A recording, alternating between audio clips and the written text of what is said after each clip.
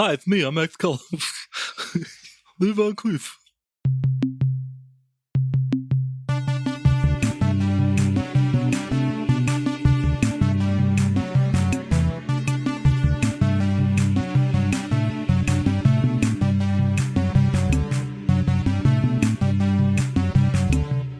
This time we watch Season 3, Episode 22, Master Ninja, Roman numeral 1. The one where Timothy Van Patten can't really talk very well. But first, some follow-up. Movie time! You know, friends, secretly, this podcast, while it's about Mystery Science Theater 3000, it's also about the world of interesting things that you encounter through something like Mystery Science Theater 3000, constantly throwing out references that you don't know about and you follow up on, and that leads you to more weird things and more weird things. Like some of these movies we're going to talk about right now, just for a few minutes before we get to today's episode. Don't worry. But recently we've talked about a couple movies which we have had the chance to see now. For example, we got to see The Jet Benny Show. Finally. We mentioned that a while back in our KTMA Gamma vs. Gals show. We got to see that a little while ago. What did you think? What did you think of The Jet Benny Show? Well, I definitely saw how far an okay Jack Benny impression can stretch. That's real generous. Yeah. It would have made a fine like college short film. I think it basically was. But it was a long film. Well, fair enough. It was a little too long. Although I will say, and I'm not just saying this out of bias, I happen to know one of the guys who's in the movie, and he plays Maggot. He plays a shirtless character named Maggot who is in the in the torture chamber with Jet. And for a while on his website, he had a feature that was called Ask Maggot, in which Maggot would answer all of your questions, presumably shirtless and mussed up. And he stole the show. Well, if you want to watch Jet Benny, a space opera with Jack Benny characters, and sort of. Hey, you know what? There are some really great visual moments in it. Mm-hmm. You know, I was ready to flee not that long into it, and then all of a sudden there's that army of clones, I guess. Yes. Army of all the guys who look alike, and they're just flying by like Windows screensaver toasters, designed by Terry Gilliam back when he was good. Yes. So these amazing cardboard cutout effects to create like an army of one guy. That was terrific. And every now and then the movie throws up like, oh, these are like really clever people who like care about movies and should be like making movies. But again, that would have served them really well for like, I'm going to be, again, generous here, 20 minutes. Yeah. And also they probably could have, somewhere found somebody who wasn't super white to do Robot Chester. I was about to say, it's like, well, even though he's a robot, he's still based on an actual black human being. And he's a white guy speaking in in Rochester's voice. What we call a patois. A certain kind of patois. Uh-huh. Oh boy. There's some good bits, there's some bad bits, and there's a lot of boring bits is our final review. It's mostly boring bits, but Maggot steals the show. Yay. In addition, though, to the Jet Benny program, we were also talking about on Overdrawn at the Memory Bank, the other PBS aired, WNET produced sci-fi original movies, one of which was Ursula K. Le Guin's Lathe of Heaven, which you'd had a chance to see. Yes, I actually sat down to watch it, and it was really good. Like, not just like really good compared to Overdrawn. No, it was really nicely done. It was a really interesting piece that it's a story of a guy who realizes that his dreams are changing the world every time he dreams something. Well, not every time. Sometimes when he dreams something, it causes a change in the world. And he's the only one that realizes that things have changed. And so he goes to see an onerologist, a kind of psychiatrist that deals with dreams. And as soon as the onerologist figures out that, in fact, this is the truth, this is working, he tries to plant various dreams and change the world for the better, he claims. But how do you deal with overpopulation? Solve that problem in your dream, buddy. And so, of course, there's a terrible plague that cuts out 80% of the world's population. And they wake up and everybody is suddenly remembering that, oh no, 5 years ago, everybody died. And like, that's not the answer you were hoping for. Really interesting movie. Some nice surprise twists. I'm not saying it's a movie you absolutely must see, but it was good. It was absolutely good. And I'm glad I watched it. Now, question, as per our discussion, did this look like an early to mid 80s episode of Doctor Who? At times, yes. Yay.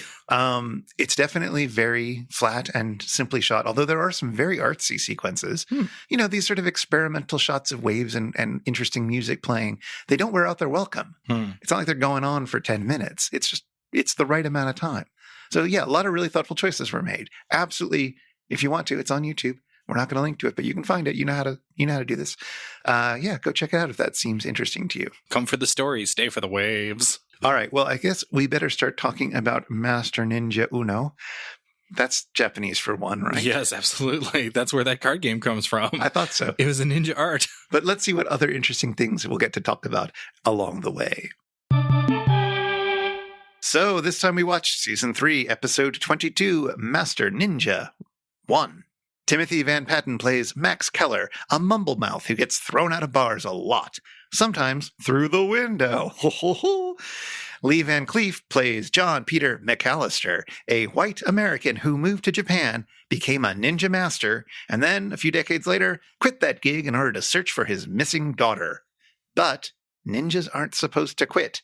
So Shokasugi plays Okasa, McAllister's former student, now tasked with tracking down McAllister and killing him, ninja style. Will this unlikely throuple find love American style? No. But as Max and McAllister go around the U.S. looking for the missing daughter, I think she's named McGuffin McAllister, they keep running into people who need their help.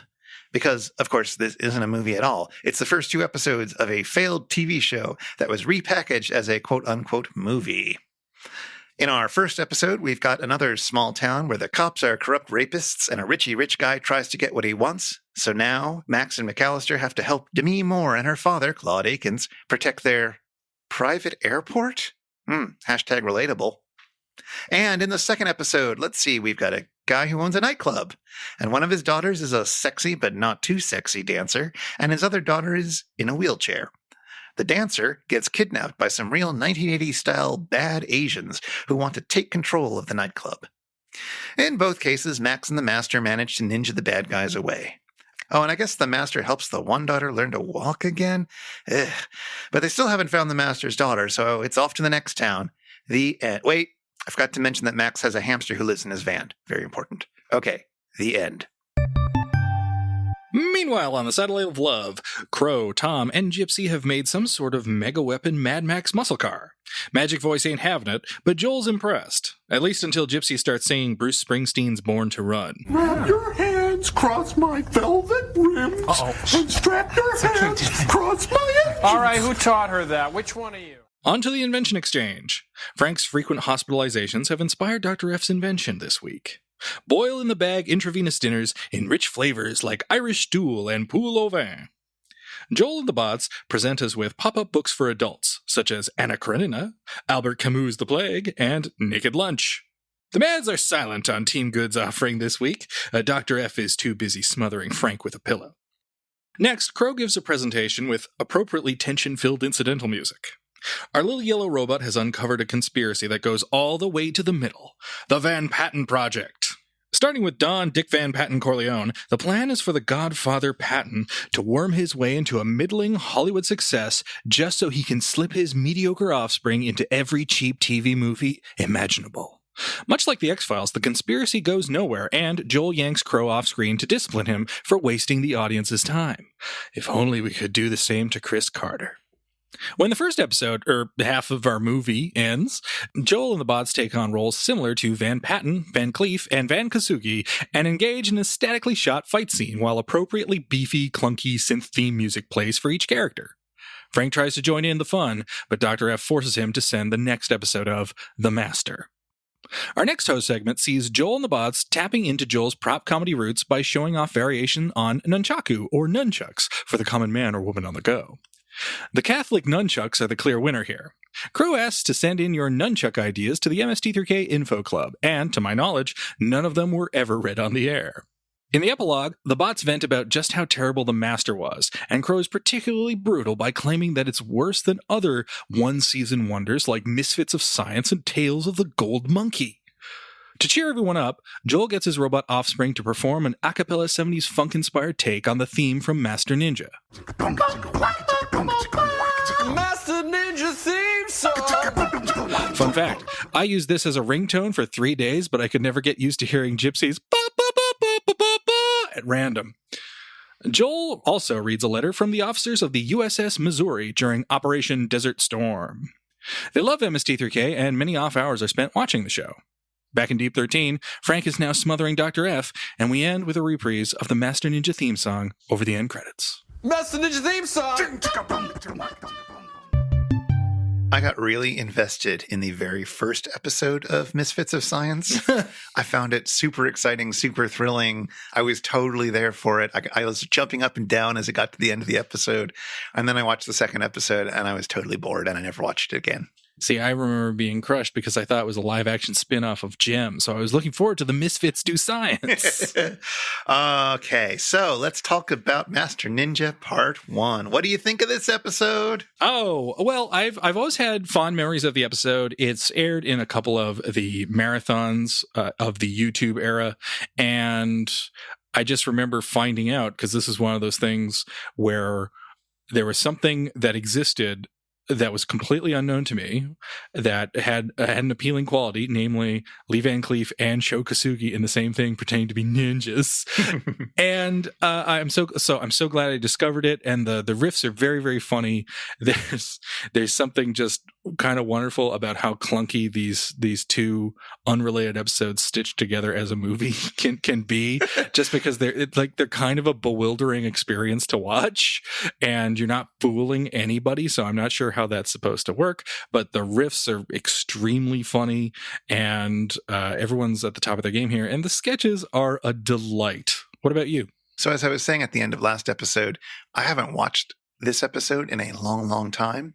And you know, one of the real treats about not watching MST3K episodes for a long, long time is that when you go back to them, you don't remember any of the risks, and they're all fresh and new like a summer day. Mm-hmm. It is like nostalgia is still there, because it is like I am 15 again, or however old I was watching this and hearing these jokes for the first time. Like, it's clearly of that era.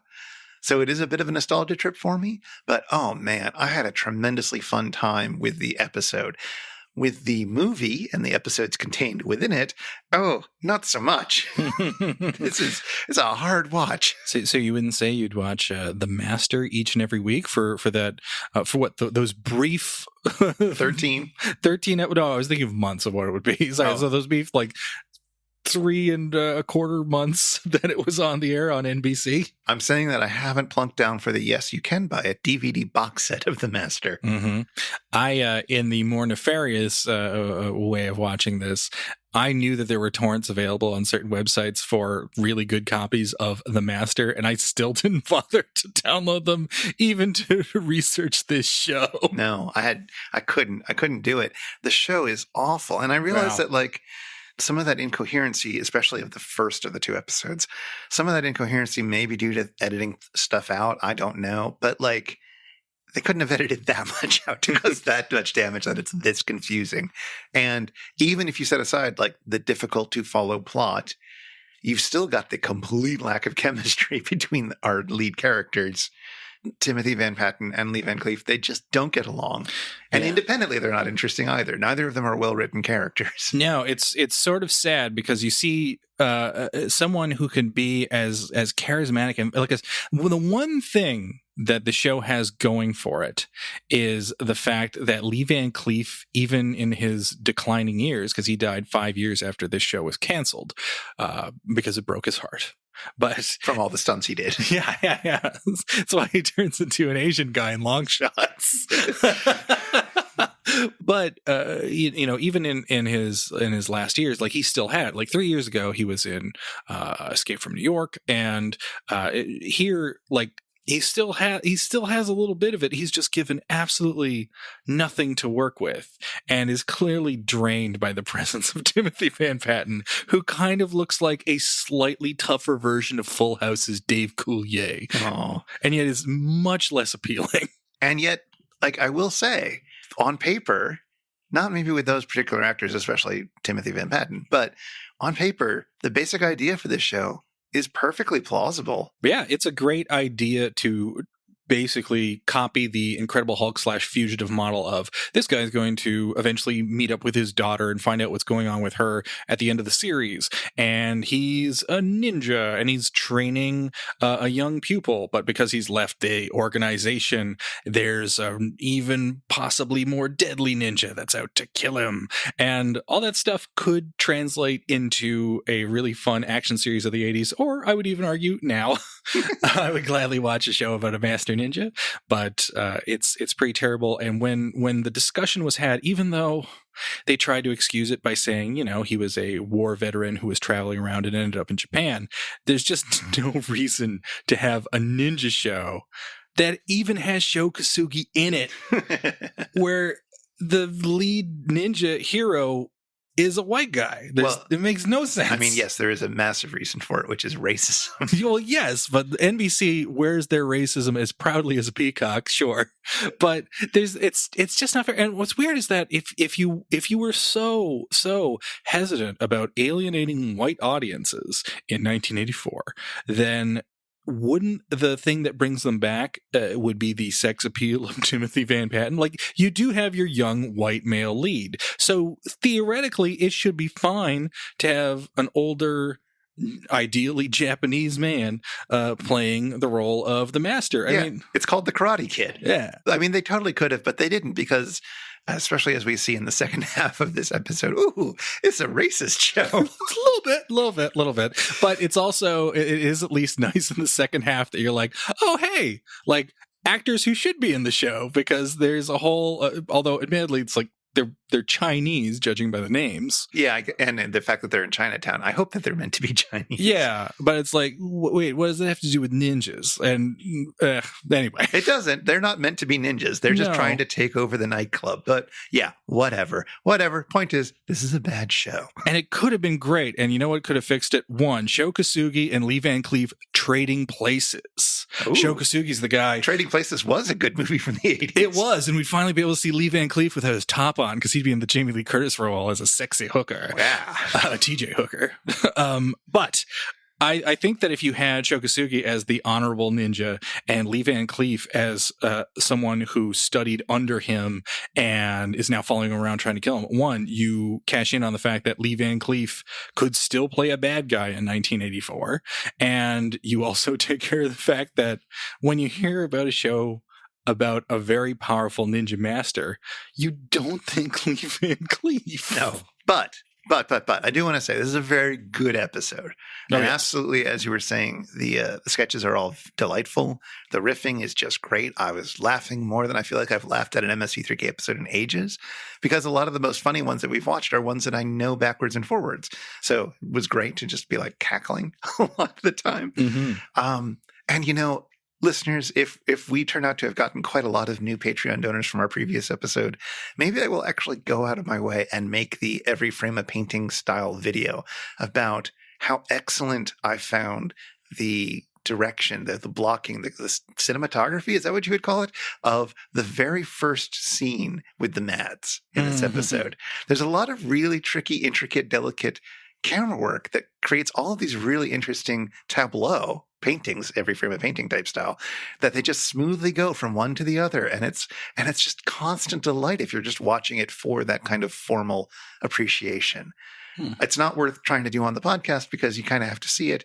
I don't know if I'm actually going to make a video about it because I got million other podcasts to make. But nevertheless, watch that scene and just look at all the different shapes that the two of them are making and how smoothly they transition, and the camera zooming in transitions from one to the next. It's really marvelous. Let's put that there as our $5,000 stretch goal.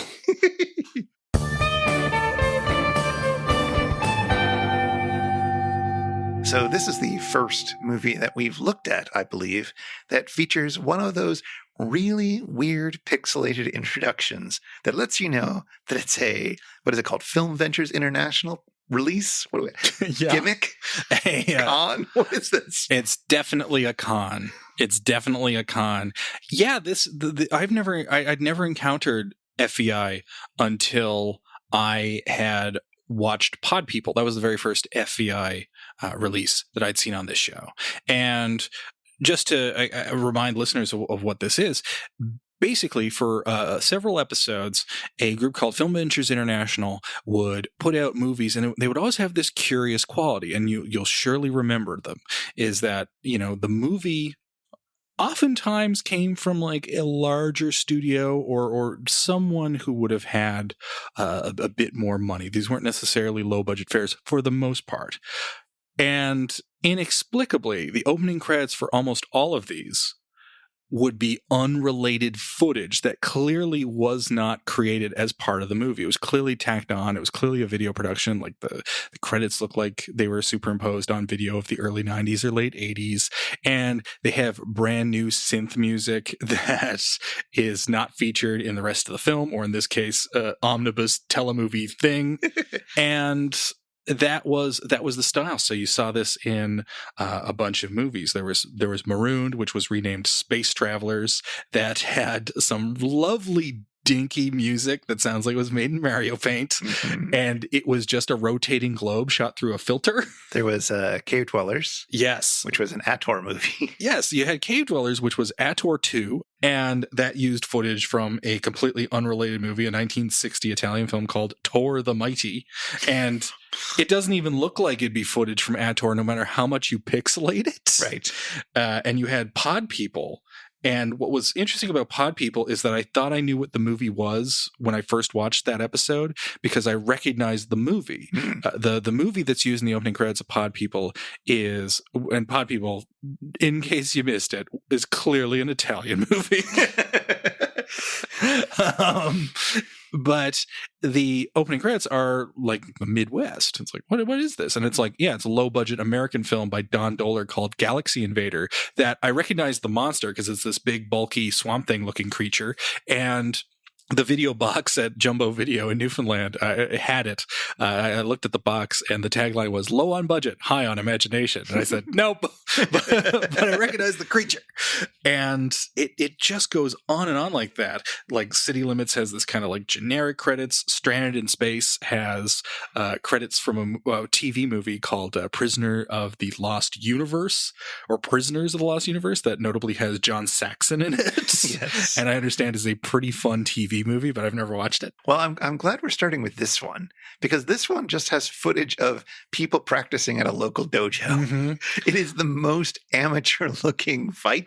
Sequence. It's clearly just people, like regular dudes in their tracksuit. What do you call them? What do you call the tracksuits that you do? Are they, I want to say uniforms, but I don't know. I wasn't allowed to do martial arts. Is it a gi? A karate gi? Well, a gi is a thing, but I don't know. What about a karate guy? Anyway, you've got lots of these people who are just in their sort of casual going to the dojo style outfits, trying to flip each other. Mm-hmm. It looks super suburban. you can smell this. It's basically the set from No Retreat, No Surrender. Yeah, if I were to hazard a guess as to where this footage come from, I would say it would be a local ad advertising their dojo and how they were teaching Kenpo to the local kids. Okay, so but how did these things happen? And more specifically, how does Godzilla get wrapped up in all this? Yes, because, you'd have to pay a fair bit to license a Godzilla movie, even if it's one of the worst ones like Godzilla vs. the Sea Monster. And unlike Godzilla vs. Megalon, that's a Film Ventures International release when it was aired on this show.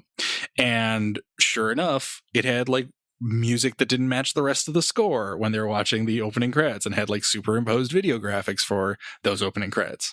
And the Film Ventures International scheme was this. You would call up people who were copyright holders for different films and say, hey, we'd like to license the use of your footage for our new movie. Say you are the studio that owns Marooned, a real movie by a real director named John Sturges with real actors like Gregory Peck and Gene Hackman. And a real Oscar. Yeah. Oscar the Grouch is in it. He plays, it's his can that's used as a spaceship. But you have a real movie, and you call them up and you say, hey, I'd like to license some footage for use in my brand new movie. It's going straight to video. It's not going to be affecting your market at all. This is the brand new original video release. It's called Space Travelers. And they say, okay, and you pay a low fee because it's understood that you're going to be using some footage. And then they presumably call whoever has the footage of the globe, or in the case of something like Pod People, you'd get the rights to Pod People, and then you'd get the rights from Don Dohler for Galaxy Invader, and you say, hey, I'm just going to license this for my brand new movie. I'm not going to use a lot. But what they don't tell the bigger copyright holder, the person who owns the thing they want to release, is that they're using 98% of the movie. They're using everything but the opening and end credits. And the opening and end credits are just pixelated footage from another movie scored with new age music. And I don't know why, but they were able to just get away with this. And the argument was like, well, we're creating a new product. And again, it's just licensed footage. It's a scam. It's just a scam. But again, I have to admire just the chutzpah of this scam. So when did they get caught? When was it all shuttered? Well, that's just it. I don't know. I don't know exactly when that happened. I know they got away with it for a little while because there's, as we went over, several movies that were released by them. And I think that went unnoticed. And honestly, I think I would not be surprised if MST3K inadvertently was the whistleblower for FBI. Yeah, I mean, that brought a lot of attention. Pod People is one of their early, most popular episodes. Mm-hmm. So maybe. It's a shame. It's a beautiful scam. I know, but hopefully one day FBI will come back for the Blu-ray DVD market or the streaming market and just be like, no, I'm just licensing this footage for my new streaming show. My new streaming show, which is, I don't know, Once Upon a Time in Hollywood cut up into 3 parts. Gentlemen, I present for your consideration, the Van Patten Project. So in one of the sketches, Crow gets very excited about what he calls the Van Patten Project, which is a really good name, in which he tries to figure out the whole story behind this huge force in Hollywood, the Van Pattens.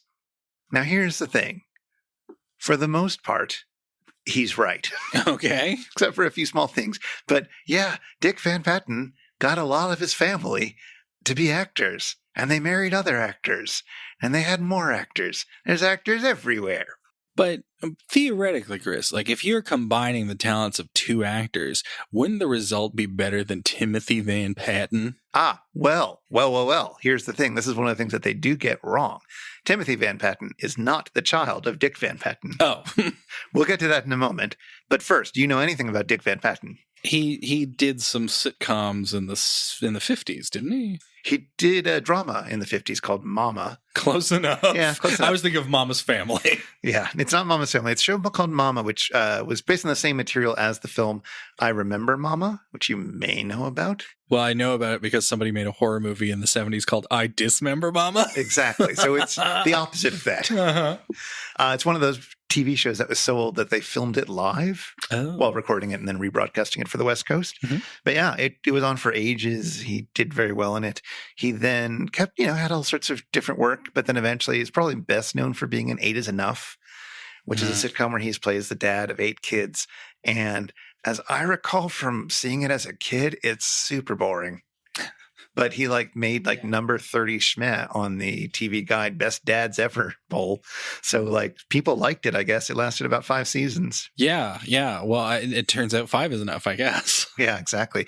Anyway, for the most part, he's always seemed to have work. He's got a lot of bit parts. He's in Weird Al's Smells Like Nirvana video. He's in Spaceballs, if you remember. Who could forget Spaceballs? He's the one who gives the secret code. He's the king. The best bit of Spaceballs is William Hurt or John Hurt, reprising his alien role. And the rest of the movie is forgettable. Well, yes, but I always do remember the secret password bit because it's just 1, 2, 3, 4, 5. And there's an elaborate, lengthy sequence where Dick Van Patten reveals that this is the password. And that's like, oh, what a dumb password. But who's he in the Smells Like Nirvana video? He is an old man who's sitting in the crowd just enjoying the song. Okay, so he's not the janitor who's dancing. He's not the janitor. That's what I thought first. But no, he's just Dick Van Patten wearing a suit and tie, sitting next to a bunch of the sort of 20-something, grungers, 20-something grungers. The grungies. It was sort of the 90s monkeys. Yeah, exactly. But yeah, all of his family got acting jobs. His sister, Joyce Van Patten, has had a long career in acting, and she's, I guess, best known for starring in George Romero's Monkey Shines. Oh! She's the mom. Yeah, one's not very good. Well, I'm not saying she's good. It's the Joyce Van Patten of George A. Romero movies. Well, this will be a recurring theme, you might imagine. And side note, for a few years, Joyce was the mother-in-law of George Clooney. Oh. Yeah, because it's that sort of thing. Mm-hmm. His wife was a dancer. Mm-hmm. She was a June Taylor dancer on the Jackie Gleason show. And her name was Patricia. So she went by Pat Van Pat? Absolutely. She was Pat Van Patten. Oh my God, that's amazing. Yep. Probably the best thing about her, except that she probably was a very nice woman. May still be, actually, I think. And they had 3 sons, Vincent, Nels, and Jimmy. All of them are actors. Vincent was in a movie called Hell Night from 1981. With Linda Blair? I don't know. Okay. James was in a movie with Linda Blair called Roller Boogie. Okay. With Linda Blair and Beverly Garland, where skaters band together to keep their roller disco open. Makes sense. Hell Night sounded like the most Ada movie ever. The plot summary is 4 college pledges are forced to spend a night in the deserted old mansion where they are stalked by the monstrous survivor of a family massacre years earlier. So if you haven't watched that, make it a blockbuster night real soon. Done and done. Nels, on the other hand, was not in anything interesting. He's got a fine acting career. Timothy Van Patten is, in fact, the half-brother from a different mother of Dick Van Patten, although he's younger than Dick's oldest son, Vincent. Whoa, Operation Kid Brother is too much for one mother. It's quite a kid brother. He made his break in the TV drama The White Shadow, which is from 1978. Yeah, there's a riff in the episode. Yeah, they make a reference to it. It was a show about a former professional basketball player gets hurt and becomes the coach of a troubled urban high school basketball league. No. Do you want to guess what Timothy's character is nicknamed? Face. Salami. Oh. Yep. So you can have a little bit of Timothy Van Patten as a treat. I scrolled and scrolled. It seems like he got one line that I managed to find in the first hour-long episode. And yes, he is still mumble-mouthed there. Ugh, but it's kind of more okay when he's supposed to be a teenager in a troubled school. I don't know. Anyway, Timothy Van Patten, in the 90s, he finally gave up his terrible acting career and went behind the camera, and he's had a really good career since then as a director of TV shows. He's directed episodes of like The Sopranos, Boardwalk Empire, Black Mirror, a little show called Game of Thrones. Well, they were impressive up until then. Yeah. But see, that's nice. Like, I'd always heard that Timothy Van Patten, it's basically the Sofia Coppola story, because Sofia Coppola was in Godfather 3 and she's terrible, but then she segued into making movies and she made at least one good one. And I don't know so much after that, but it's great to hear that Timothy Van Patten, despite being like Archibald Jr. level terrible in Master Ninja, is not just like happily working in the industry and getting enough work, but is directing like good shows that are notably visual, like The Sopranos and Boardwalk Empire. That's great. Good for him. I'm also fascinated that there's this sort of Barrymore style, legendary family of Hollywood, except that they're all super nice and middling. Yeah. I think we could probably have more of that. It's the most mediocre family dynasty.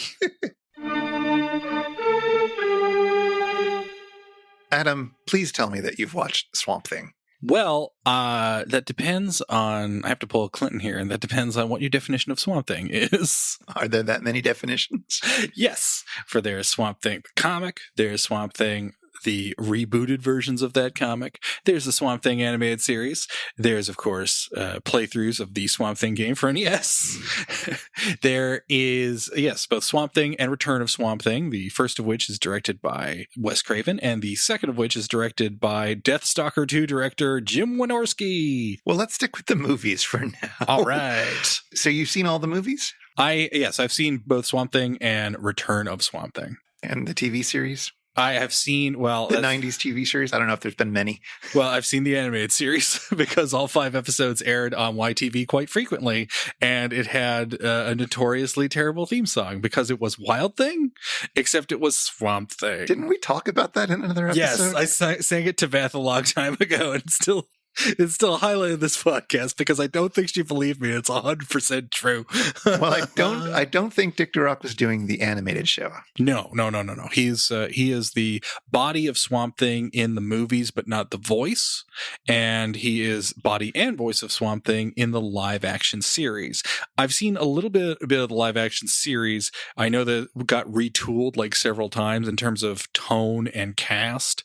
But what is most notable about Swamp Thing is that it is the source of an oft-repeated quote in MST3K, because every episode of Swamp Thing opens with a monologue about how he is the Swamp Thing and how men do great evil. And he says, "Beware the Swamp Thing. Do not bring your evil here." Oh, that's where that's from. And at no point do they say that when you see the bouncer. And it's like, understandably, the guys probably did not know that was Swamp Thing out of makeup. That's totally fair.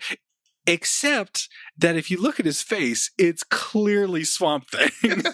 So yeah, Swamp Thing, the guy who plays Swamp Thing in the movies and in the TV series, is the bouncer at the nightclub in the second episode that makes up this movie, quote unquote. Mm-hmm. And he's really tall. He has a few lines, and he says them better than Timothy Van Patten says any of his lines. Yeah, he's one of the more charismatic actors in the whole thing. So I don't know why they didn't let him talk for Swamp Thing, but yeah. But I never watched any of the Swamps Thing, so it's a good suit. It's a good suit. It's weird because if you were to make a Swamp Thing TV show, it would be a terrific idea then or now, and it could have turned out really well. It's almost like a master style kerfuffle, but instead of miscasting and seemingly having the wrong crew to make an action-packed ninja series, which killed Master Ninja, with Swamp Thing, it was more a matter of the fact that it was hampered by being a low-budget syndicated thing in the 90s and being very similar to all the low-budget syndicated things in the 90s, right down to like retooling between seasons because they're not getting high enough ratings. So it's like, jettison most of this. Dick Durock is great. And in fact, there's a really nice PSA about not littering that he does in character as Swamp Thing in the makeup that was shot during seasons. I think I've seen that. Yeah. And I think I've seen that like before I met you.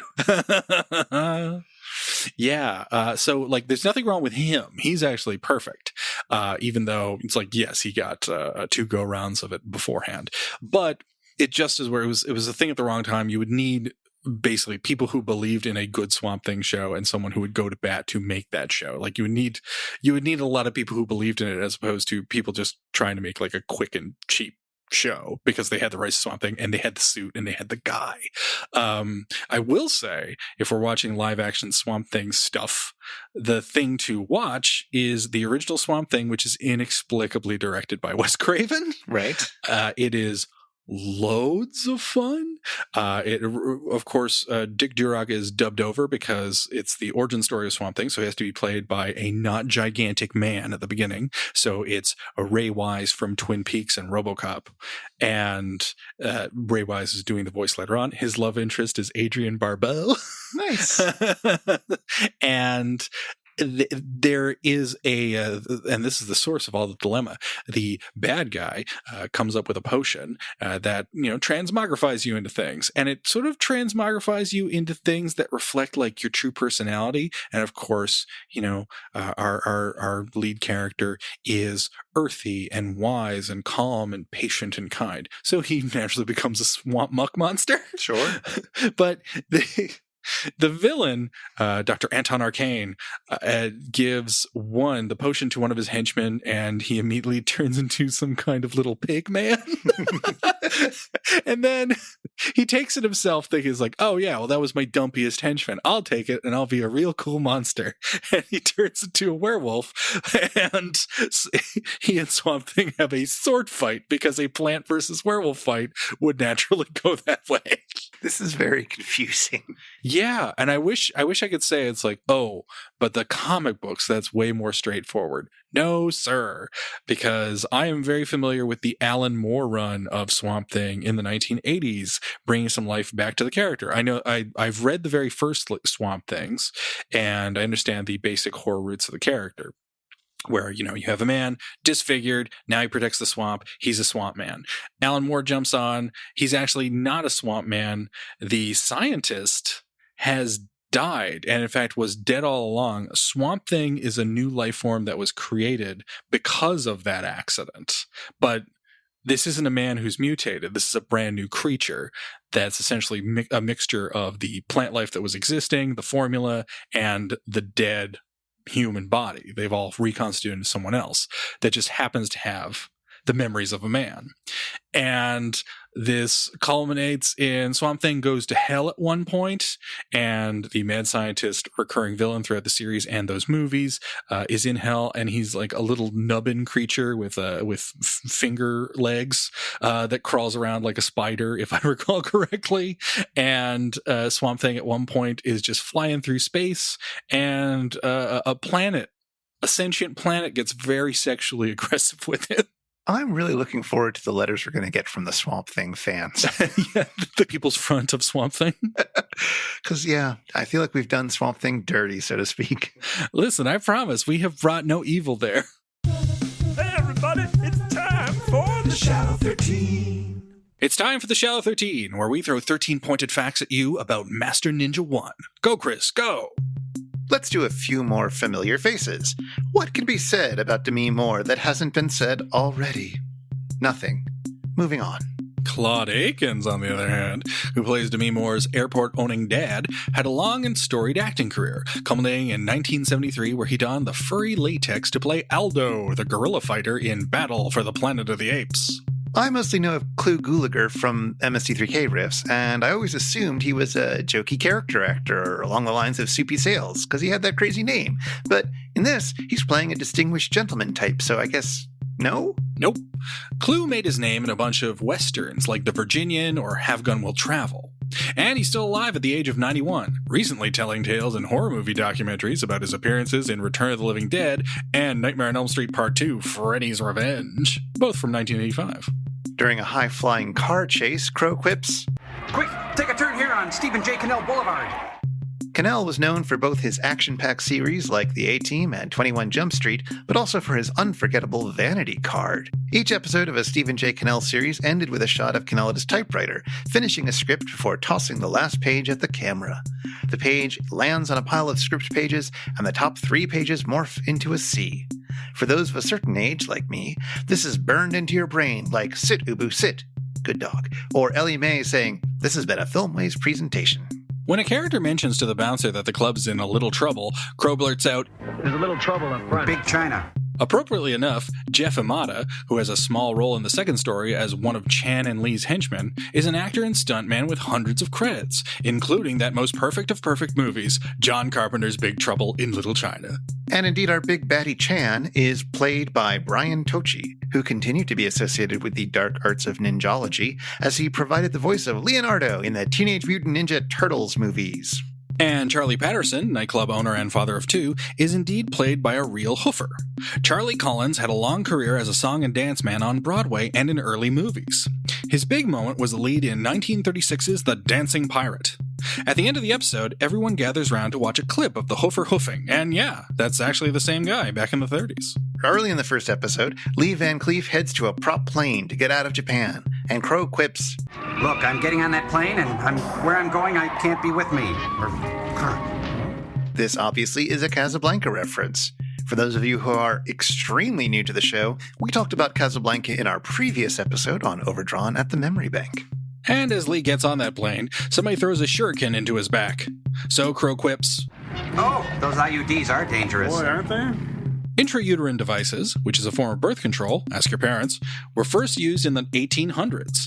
But in the 1970s, a new type of IUD called the Dalkon shield was being sold, and it caused bacterial infections and thousands of lawsuits. This affected sales of all IUDs, and by 1992, when this episode aired, almost no one used them anymore. But, like vinyl, IUDs have been enjoying a very modest resurgence in popularity. Like so many TV and movie ninjas, whenever the master is just about to lose a fight, he throws down a smoke bomb and poof, mysteriously disappears.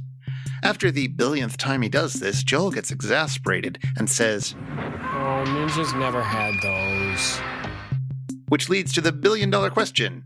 Did ninjas ever have those? Well, the thing is, it can be hard to find honest information about historical ninja practices, because there's a lot of ninja lore and a lot of ninja stories out there, which we might talk about if we ever watch Master Ninja 2. The short answer is, maybe? Ninjas, real ninjas, Nickelodeon's real ninjas, are a sort of 15th, 16th, 17th century thing, and they certainly had gunpowder and they certainly knew how to make smoke. There's stronger evidence that they made smoke bombs to obscure things before they went to work, doing their dirty deeds, but whether they did the flash bomb disappearing act, I don't know. But if you want to make your own ninja smoke bomb, hey, WikiHow has you covered. Of course it does. Link in the show notes. And that's time. Poof! So, Adam, I don't know if you noticed, but in the second half of this episode, one of the main characters was using a wheelchair. Yes, Lee Van Cleef was especially tired that day. Well, ironically, there's a bit of a weird moment with Lee Van Cleef and the daughter who's in the wheelchair. She's, how old would you say she is? 20-something, 30? Yeah, like 28. Yeah, something like that. And her sister is a dancer, and you get a scene early on where she's dancing in her wheelchair on the stage after everybody's gone. Mm-hmm. But she's just wishing that she could dance like her father and like her sister do. And so she does this wheelchair dance, which could have been a really interesting moment because like wheelchair dancing can be a thing, but this movie doesn't seem to know that because I don't think this movie got within 20 feet of somebody who actually used a wheelchair. Right. The actor who plays Jill, the daughter who's in a wheelchair, is named Laurie Lethen. She was in, among other things, The Day After. Right. The poor man's Threads. Yeah, exactly. About what would happen if the nuclear bombs dropped from 1983. Fun movie. Fun for the whole family. Yeah. She was also in a few movies like Return to Horror High from 1987. Oh, that's the film where the video box scared me because it featured a realistic skeleton wearing clothes, in this case, a cheerleader's costume complete with pom-poms jumping up in the air, and photorealistic skeletons doing things on posters and video boxes caused me to leave the room if I saw them at a certain age. Oh, no. She was also in a movie called Bloody Birthday. Oh, I've heard of Bloody Birthday, and if Bloody Birthday, unless I'm confusing it with New Year's Evil, there is a skeleton that still has eyes in its sockets that is it has one of those party streamer type things, and there's a big cake, and again, it's a photo skeleton doing a thing on a video box, and it scared me. Well, the poster that I can see here is just a cake with some candles in it, and maybe there's some skull shapes in the lights on the candles. I can't tell, but anyway, No. I thought maybe you would have seen one of these movies because you seem the type. Point is, she does not use a wheelchair. Mm-hmm. And indeed, one of the whole points of this is that she kind of wishes she could walk. She can kind of walk a little bit, like she can walk for a few steps. It's not clear what exactly her disability is. That's fine. They don't need to medicalize it. But, of course, you've got Lee Van Cleef in here as a ninja master who's able to do remarkable things with the power of his mind. He's able to slow his pulse down. He's able to slow his breathing down. He's able to appear like he is dead, which becomes an important plot point in that episode. Mm-hmm. So he has complete control over his body using just his mind. And therefore, he argues to the disabled woman, you should be able to do this too. It's a really horrible moment. Well, all she needs is 10 to 20 years of ninjutsu training, and she'll be able to do that with ease. Exactly. But like this idea that you can sort of think and will your way out of disability has been all too common. And it's been all too common, both in terms of physical disabilities, but also in terms of mental disabilities, right? Like we've all heard, oh, you're feeling depressed. You just need to go out and walk more. Mhm. Like, yeah, like that might help if it's really mild, but like, Yes, yeah. maybe, but it doesn't help me. I hate the outside. It just makes you No. feel terrible.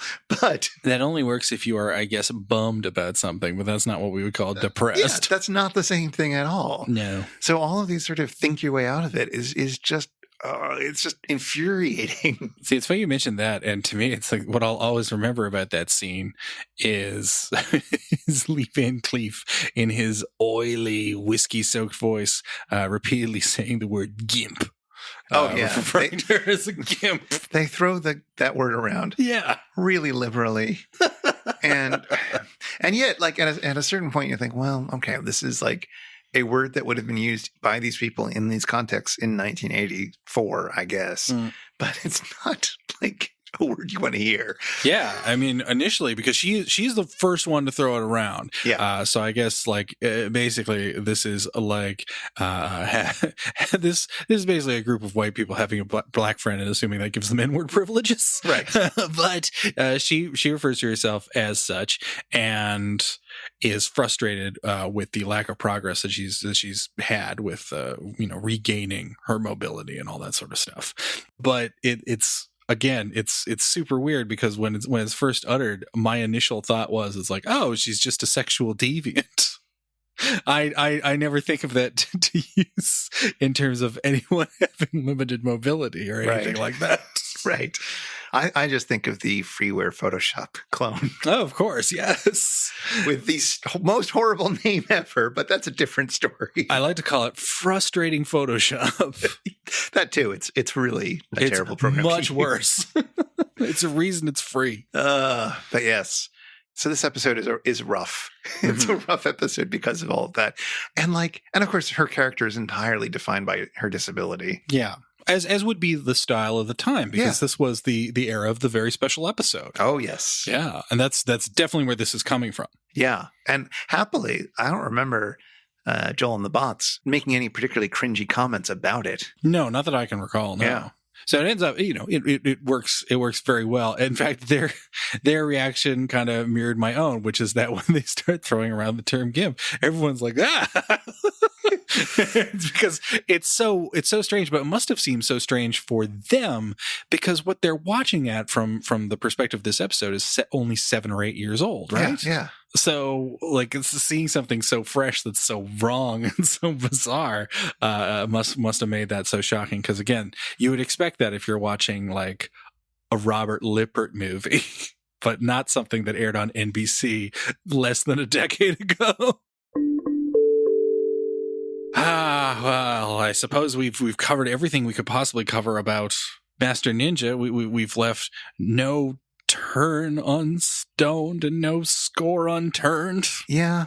I don't know. I'm out of things to say. What about you? Well, I suppose I'm out of things to talk about in terms of the story, but I still think there's a little gem, a little shuriken that has been lost among the many tossed off that's ended up in a little corner we like to call the Scorner.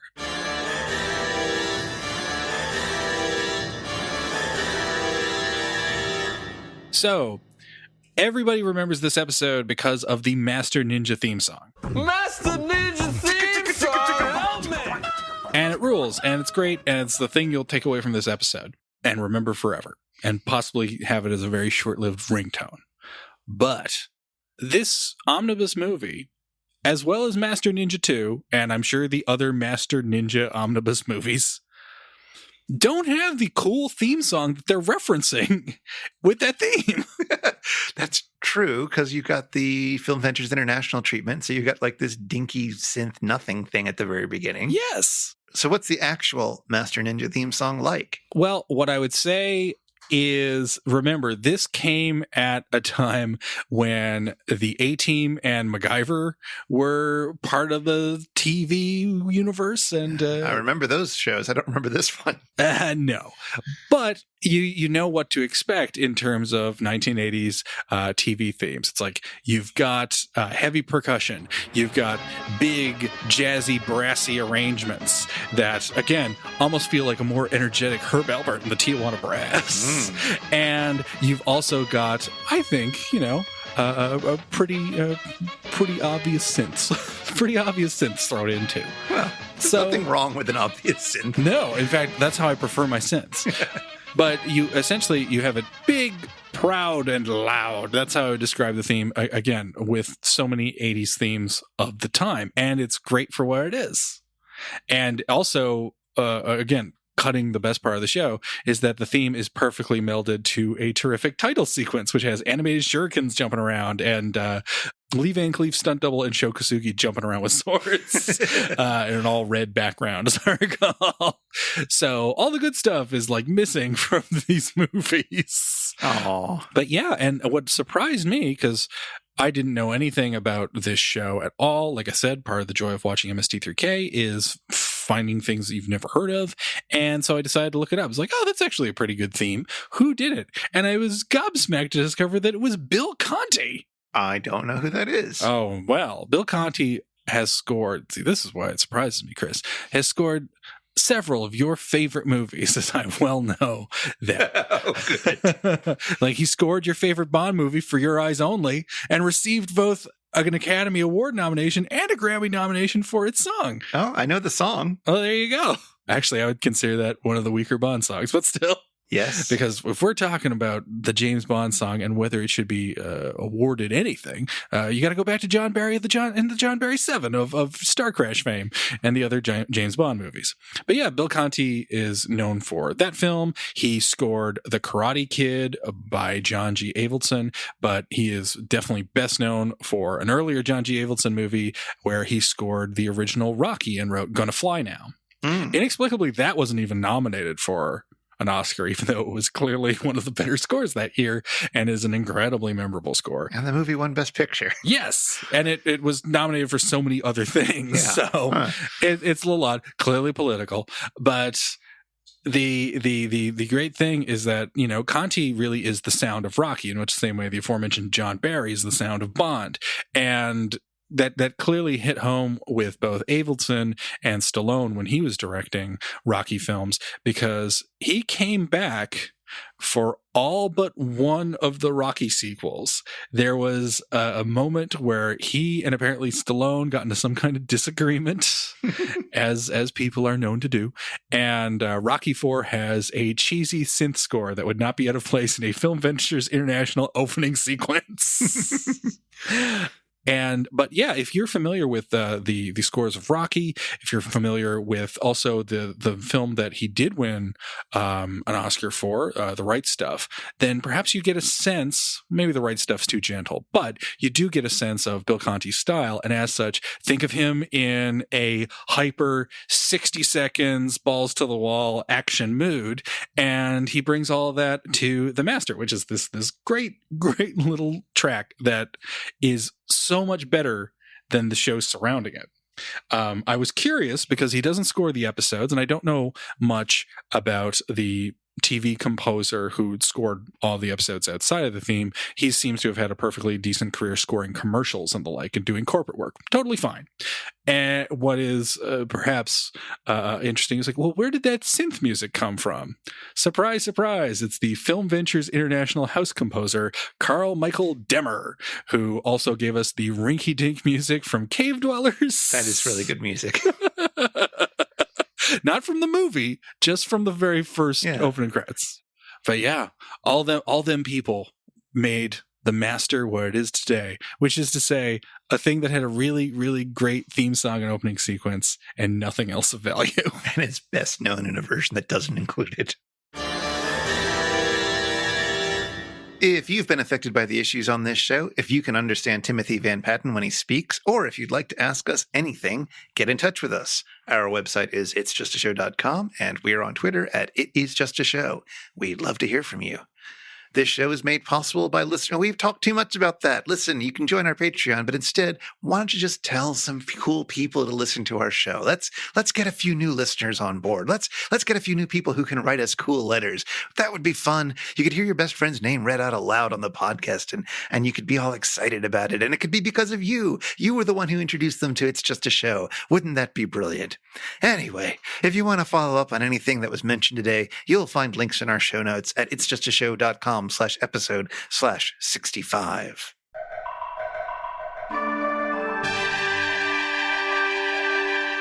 Yeah, Chris, I feel like we have gone... We're doing Master Ninja 2. Damn it.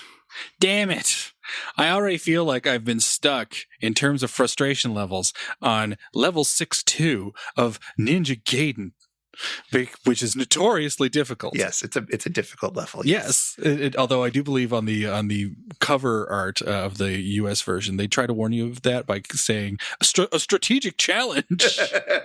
As is Master Ninja 2. Yes. You'll want to very carefully approach this movie, although I suspect the episode is once again a complete delight. Yes. But in the meantime, keep your hamster close to your heart. Master Ninja theme song! Take it away, Theme Squad.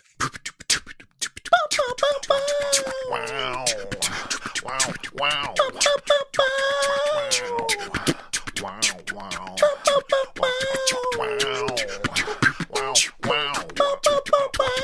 It's just a show!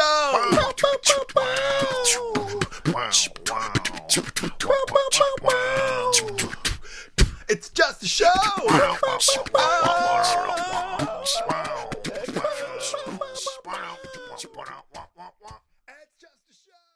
All right.